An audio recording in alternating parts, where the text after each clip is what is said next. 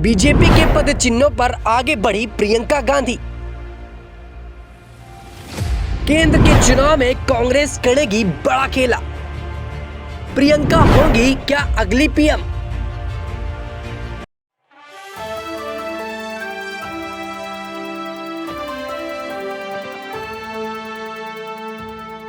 नमस्कार, आप देख रहे हैं नेक्स्ट 9 न्यूज पॉलिटिकल बाइट। मैं हूं आपके साथ आकाश त्रिवेदी। राजनीतिक घमासान में दर्शकों आपको बहुत बहुत स्वागत है। आज बात करेंगे प्रियंका गांधी के राजनीतिक स्तर के बारे में। जी हाँ दर्शकों, आपको बता दें कि लगातार प्रियंका गांधी भारतीय जनता पार्टी के पद चिन्हों पर आगे बढ़ती हुई नजर आ रही है और कहा यह जा रहा है कि ऐसे ही चलता रहा तो एक दिन राजनेता के रूप पर प्रियंका गांधी राहुल गांधी से भी आगे चली आएंगी। दर्शकों, आपको बता दें जिस प्रकार से मध्य प्रदेश के चुनाव हुए, मध्य प्रदेश के अलावा छत्तीसगढ़ के चुनाव हुए, ऐसे में प्रियंका गांधी काफ़ी ज़्यादा बढ़कर आगे आई और प्रियंका गांधी ने काफ़ी बड़ी जो योजनाओं के साथ कांग्रेस पार्टी को जीत दिलाने की कोशिश की। बात करें अगर कांग्रेस पार्टी के अब बड़े नेताओं की तो उस पर खड़गे और राहुल गांधी भी शुमार है, लेकिन जो वैश्विक स्तर प्रियंका गांधी का बढ़ा वो काफ़ी ज़्यादा चौंकाने वाला था। प्रियंका गांधी इस विधानसभा चुनाव में सबसे ज्यादा पसंदीदा नेता के रूप पर जानी जा रही है। हालांकि कांग्रेस पार्टी अपने घोटालों के चलते इस बार विधानसभा चुनाव में जो आंकड़े हैं उससे कहीं गिरती हुई नजर आई, क्योंकि कांग्रेस पार्टी के इतने ज्यादा घोटाले हो गए कि कांग्रेस पार्टी का जो स्तर था वो गिरा। लेकिन इसका स्तर सुधारने का सबसे ज्यादा अगर काम किसी पार्टी ने किया तो वो थी प्रियंका गांधी और राहुल गांधी। कहा यह जा रहा है कि अब कांग्रेस पार्टी की बड़ी नेता के रूप पर प्रियंका गांधी को अगला पीएम फेस भी देखा जा सकता है। लेकिन दर्शकों, इस बीच सवाल उठते हैं, क्या प्रियंका गांधी अब प्रधानमंत्री पद के लिए काबिल हो गई? क्या प्रियंका गांधी अब चुनावों की रणनीतियों को इस तरह समझ गई हैं कि भारतीय जनता पार्टी को मुंह तोड़ जवाब दे सकती है? दर्शकों, आपको बता दें कि विधानसभा के चुनाव आखिर ये तय कर देंगे कि लोकसभा के चुनाव में कौन सी पार्टी जीतेगी। विधानसभा के चुनाव में जो 5 राज्यों के चुनाव हैं, इसमें से सबसे ज्यादा अहम 3 राज्यों के चुनाव माने जा रहे हैं, मध्य प्रदेश, छत्तीसगढ़ और राजस्थान। अगर इन तीनों पर कांग्रेस पार्टी अगर जीतती है तो कहीं ना कहीं कांग्रेस पार्टी एक बड़ा कदम उठा सकती है केंद्र के चुनाव के लिए। लेकिन ऐसे में जो झटके लगे कांग्रेस पार्टी को वो लगे इंडिया गठबंधन से, जहां इंडिया गठबंधन साथ होकर चुनाव लड़ने की बात कही जा रही थी और कहा यह जा रहा था कि ये पूरा गठबंधन एक साथ चुनाव लड़ेगा।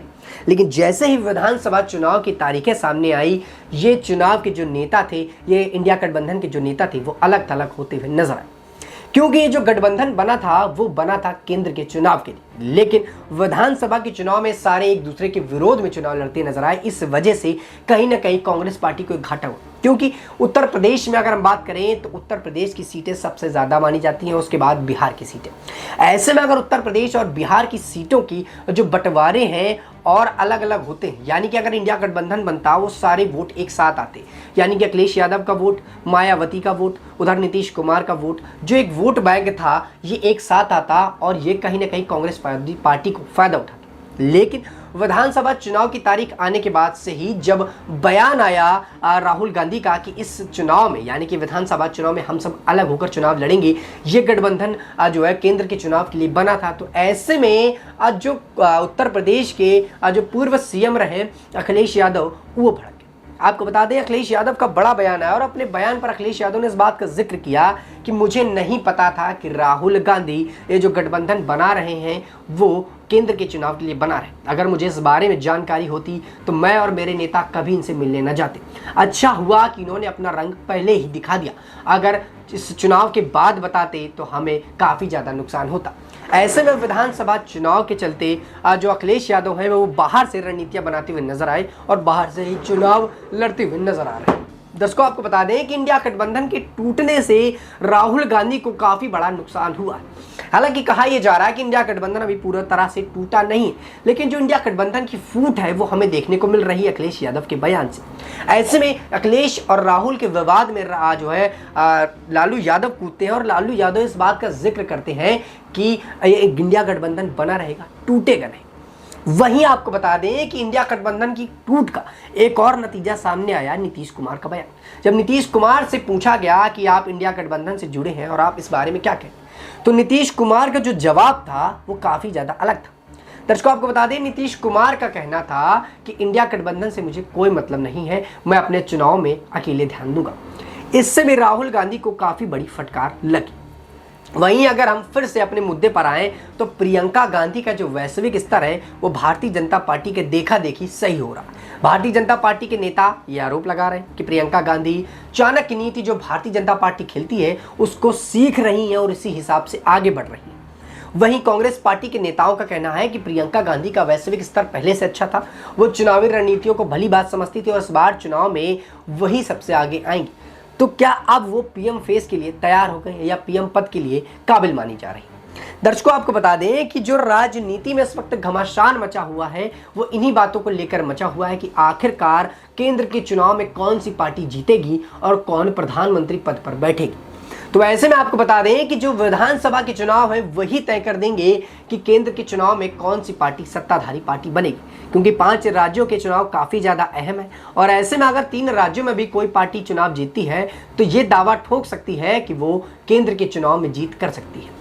वहीं अगर कांग्रेस पार्टी के नेताओं की बात करें तो भूपेश बघेल हो या फिर राहुल गांधी हो, प्रियंका गांधी हो, सचिन पायलट हो या फिर गहलोत हो, गहलोत से लेकर सारे नेताओं का एक ही शब्द कहना है कि केंद्र पर हम आएंगे और वापस से वहां पर छाप छोड़ेंगे। वहीं आपको बता दें कि भारतीय जनता पार्टी जिस प्रकार से रणनीतियों में लगी हुई है वो काफी ज्यादा चौंकाने वाली है। वहीं अगर इसके साथ हम बात करें भारतीय जनता पार्टी के कुछ अहम मुद्दों की, तो भारतीय जनता पार्टी इस बार उन मुद्दों पर ध्यान नहीं दे रही, जैसे कि जनता से जुड़ाव बनाना, जनता से हटकर काम कर रहे हैं। अभी हाल ही में एक जो है घटना हुई जहां पर मजदूर फंसे हुए हैं और ऐसे में भारतीय जनता पार्टी का कोई भी नेता उसका जो है रुत लेता हुआ नजर नहीं आ रहा, उसके बारे में बोलता हुआ नजर नहीं आ रहा। वहीं कांग्रेस पार्टी के नेता यही वो कदम उठा रहे हैं जिसकी वजह से कांग्रेस पार्टी इस बार जीत की ओर बढ़ती हुई नजर आ रही है। बात करें अगर मणिपुर मुद्दे की, तो भारतीय जनता पार्टी का कोई भी नेता मणिपुर के मुद्दे पर वहां नहीं पहुंचा था और ना ही उस पर प्रतिक्रिया दी थी। लेकिन कांग्रेस पार्टी के नेता राहुल गांधी वहां पर गए थे, जमीनी स्तर पर लोगों से मुलाकात की थी और उनको सांत्वना दिया था कि हम चुनाव जीतने दीजिए, मणिपुर की छवि को सुधार देंगे और हम इस पर जो हो सकेगा वो करेंगे। यही कुछ कारण रहे जिसकी वजह से जो राहुल गांधी और बात करें प्रियंका गांधी का जो राजनीतिक स्तर है वो सुधर रहा, क्योंकि भारतीय जनता पार्टी इन छोटी छोटी चीज़ों से चूक रही है और केंद्र के चुनाव में ये उनको काफ़ी बड़ा नुकसान उठाने का मौका दे सकती है। दर्शकों, एक जानकारी के लिए आपको बता दें कि जिस प्रकार से जो है प्रियंका गांधी आगे बढ़ रही है, ऐसे में सिंधिया का जो है वो काफ़ी बड़ा अहम बात कही जा रही है कि सिंधिया की वजह से ही आज कांग्रेस पार्टी उभर रही। कहा यह गया कि सिंधिया ने जब बगावत करके भारतीय जनता पार्टी से अपना जुड़ाव किया, वहीं से कांग्रेस पार्टी को समझ में आ गया कि अब भरोसा करने लायक कोई नहीं, हमें अपनी रणनीतियों पर खुद ही चुनाव लड़ना है और खुद ही जीतना है। इसका जवाब राहुल गांधी ने खुद ही दिया। दर्शकों, आपको बता दें राहुल गांधी का बयान आया था और राहुल गांधी ने इस बात का जिक्र किया था कि अच्छा हुआ सिंधिया वहां पर चले गए, अगर यहां पर रहते तो मैं उनको खुद ही निकालने वाला था। तो दर्शकों, इस पर फिर से कई सवाल खड़े होते। क्या सिंधिया जानबूझकर भारतीय जनता पार्टी पर आए थे? क्या सिंधिया को यह आभास हो गया था कि अब कांग्रेस पार्टी पर उनकी जो वैश्विक स्तर है, जो उनका राजनीतिक करियर है वो खत्म होने वाला है? ऐसे में उन्होंने पलटी मारी और पलटी मारकर उन्होंने भारतीय जनता पार्टी का दामन थाम लिया और एक बार फिर से शिवराज की सरकार मध्य प्रदेश में बन गई। लेकिन कमलनाथ का भी बड़ा दावा आया कि अब सिंधिया ने जो बगावत की वो उससे उनको ही फायदा हो रहा है। जब भी भारतीय जनता पार्टी कुछ उल्टा करने जाती है उससे हमें फायदा होता है। दर्शकों, आपको बता दें राजनीति में इस वक्त सबसे ज्यादा घमासान चुनाव को लेकर ही मचा हुआ है और सबसे ज्यादा अगर घमासान है तो वो है राजस्थान के चुनाव पर, क्योंकि राजस्थान का चुनाव काफी ज्यादा अहम माना जा रहा है। जहां एक तरफ गहलोत है कि कुर्सी छोड़ने को तैयार नहीं, गहलोत के बयान आ रहे हैं कि हम कितना भी चाह लें या हम चाहते हैं कि हम इस पद से हट जाएं लेकिन ये कुर्सी मुझे छोड़ना नहीं चाहती, और उनका वो बयान काफी ज्यादा वायरल हुआ। इस बयान के बाद से कयास लगाए गए कि कहीं ना कहीं गहलोत सरकार के पास अभी भी जनता का वो जुड़ाव है जिसकी वजह से वो चुनाव में अपनी जो जीत है वो दर्ज कर सकती है। ऐसे में भारतीय जनता पार्टी वसुंधरा राजे और दिया कुमारी को लेकर बड़े बड़े बयान दे रही है। ऐसे में दर्शकों, एक बात आपको और बता दें कि भारतीय जनता पार्टी ने अब तक अपना कोई भी सीएम फेस रिवील नहीं किया, यानी कि बिना सीएम फेस के ही अभी सारे राज्यों में चुनाव लड़े जा रहे हैं। और कहा यह जा रहा है कि जितने भी चुनाव हो रहे हैं या जितने भी वोट पड़ रहे हैं वो प्रधानमंत्री के मुंह पर, यानी कि प्रधानमंत्री के चेहरे को देखकर ही चुनाव डाले जा रहे हैं, उस पर ही वोटिंग हो रही है। ऐसे में प्रियंका गांधी, जिनका काफी ज्यादा स्तर बढ़ता हुआ नजर आया इस चुनाव के दौरान, उनका बड़ा बयान आया। अपने बयान पर प्रियंका गांधी ने इस बात का जिक्र किया कि कांग्रेस पार्टी के साथ ये खिलवाड़ करना चाहते, कांग्रेस पार्टी पर ये हमला बोलते, लेकिन उनके खुद के नेताओं पर दम नहीं कि अपने चेहरे पर चुनाव लड़ दें। प्रधानमंत्री जी के चेहरे पर ये चुनाव लड़ रहे हैं और उनके ही चुनाव पर जो है जीत की जो है घोषणा करने की बात कर रहे हैं। ऐसे में लगातार सवाल उठते हैं, क्या भारतीय जनता पार्टी के पास कोई भी ऐसा नेता नहीं है जिसके चलते वो चुनाव लड़ सके और उसके दम पर चुनाव जीत सके। भारतीय जनता पार्टी के नेता सिर्फ और सिर्फ प्रधानमंत्री नरेंद्र मोदी के चेहरे पर चुनाव लड़ रहे हैं।